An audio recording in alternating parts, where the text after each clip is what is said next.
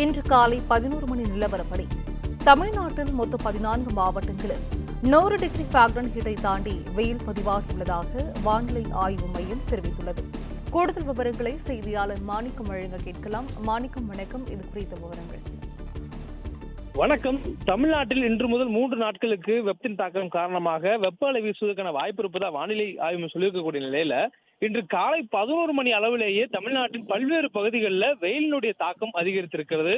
குறிப்பாக 14 மாவட்டங்கள்ல 100 degree Fahrenheit என்ற வெப்ப அளவை தாண்டி வெப்பம் பதிவாகி இருக்கிறது. சென்னையில இதுவரையும் 38 டிகிரி செல்சியஸ் மட்டுமே அதிகபட்சமாக இருந்து வந்த சூழல்ல தற்பொழுது 39 டிகிரி தொட்டு வெப்பம் பதிவாகி இருக்கிறது.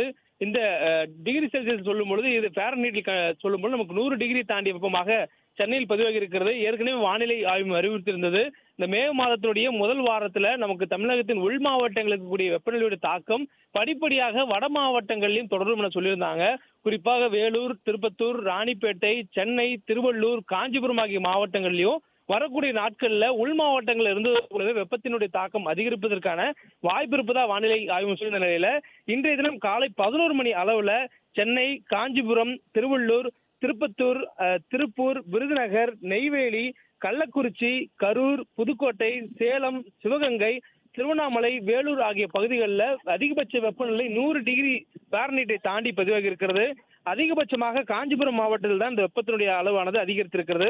39.3 டிகிரி செல்சியஸ், அதாவது 102.7 டிகிரி ஃபாரன்ஹீட் என்ற அளவில் இந்த வெப்பமானது அதிகபட்சமாக தற்போது காலை 11 மணி நிலவரப்படி காஞ்சிபுரத்தில் பதிவாகி இருக்கிறது.